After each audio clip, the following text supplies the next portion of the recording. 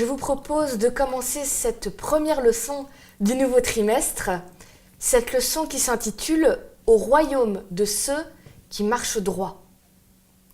C'est un titre un peu difficile. Quand je l'ai lu, je l'ai trouvé un petit peu dur. Parce que marcher droit, ça fait presque militaire. Quand on dit à un jeune « tu as intérêt à marcher droit », c'est presque qu'on le menace.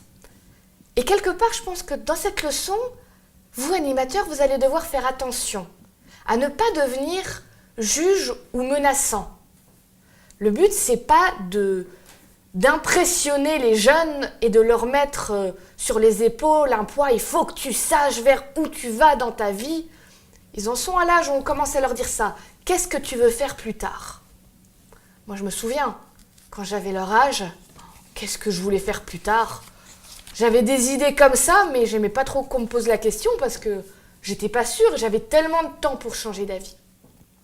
Peut-être que le plus efficace pour cette leçon, ce serait d'insister sur « tu as plein de choix ». Vous connaissez cette expression « tous les chemins mènent à Rome ». Il y a plein de chemins devant eux. Et peut-être qu'à l'extérieur, on leur donne l'impression que peu importe le chemin qu'ils prennent, de toute façon, l'important, c'est d'arriver. Mais la Bible, elle nous dit qu'il y a des chemins qui ont l'air très beaux, mais qui mènent vers des endroits très mauvais, qui mènent vers des catastrophes, que c'est une fausse idée de dire que tous les chemins mènent à Rome. Comme j'ai dit, le but, c'est pas de leur faire peur, mais c'est plutôt de leur dire « Attention, quand vous voyez tous les chemins devant vous, réfléchissez bien lesquels vous voulez prendre.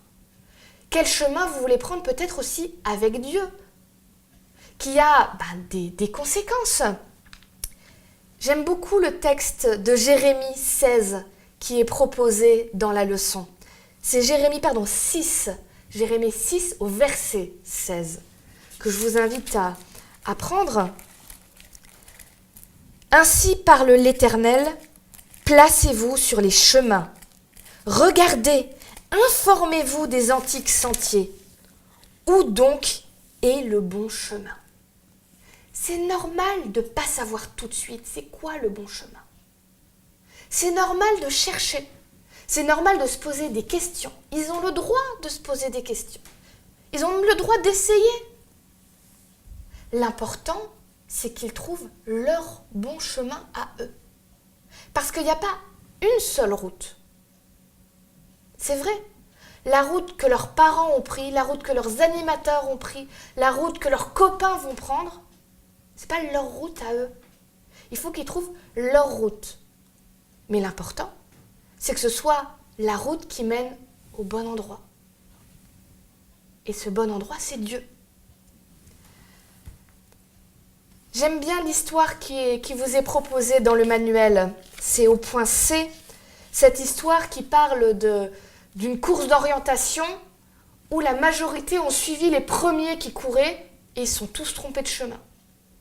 Il y a une personne qui s'est posé des questions, qui a dit « mais c'est bizarre, ça n'a pas l'air d'être par là, je vais prendre un autre chemin ».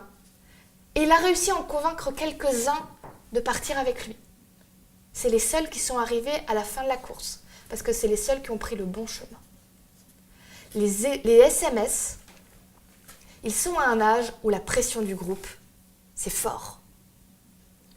À vous, à nous, de commencer à leur apprendre que ce n'est pas toujours une bonne idée de suivre le groupe, que ce soit à l'extérieur ou à l'intérieur. Que Dieu les invite à réfléchir eux-mêmes avec lui pour trouver le bon chemin et à ne pas être des moutons qui suivent les autres.